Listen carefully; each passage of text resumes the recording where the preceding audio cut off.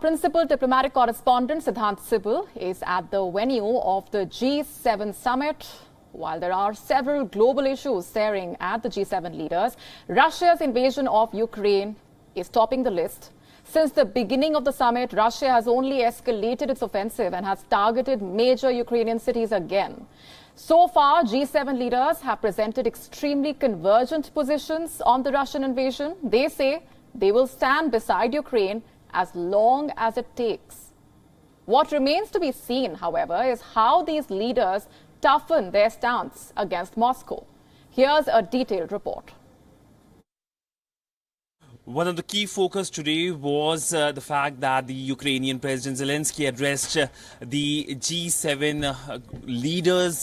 This was essentially the main focus area. He talked about more defense equipments for his country to fight the Russians. In fact, the US NSA has just a short while ago said that the Americans are working on a package on defense for the Ukrainian leadership. But essentially today, his focus, his 2-hour-long focus was how the West, the G7 grouping, can help stop this war, something that has taken a huge toll on his country. And of course, we have seen the outcome as well. In fact, there is a statement being issued by the G7 when it comes to supporting Ukraine in terms of condemning Russia, in terms of food security, in terms of providing support to the Ukrainian refugees. It's a pretty long 6-page long statement. But if we talk about India and the conflict, the Russia-Ukraine conflict, no word here. But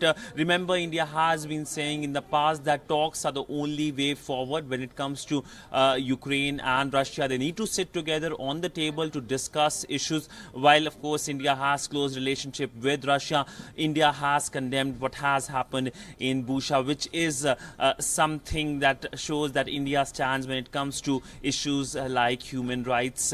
But largely, India will be present. India is present. The Indian Prime Minister is speaking at the 2 sessions. But when it comes to the joint statement, while there will be the G7 joint statement, there will be the G7 plus 5 statement on resilient democracy. That statement, it is obviously believed that will not be directly attacking Russia. It will be something about how democracies can work together. With video journalist Ajit Siddhant Sibal for WION in Bavaria, Germany. WION now available in your country. Download the app now. Get all the news on the move.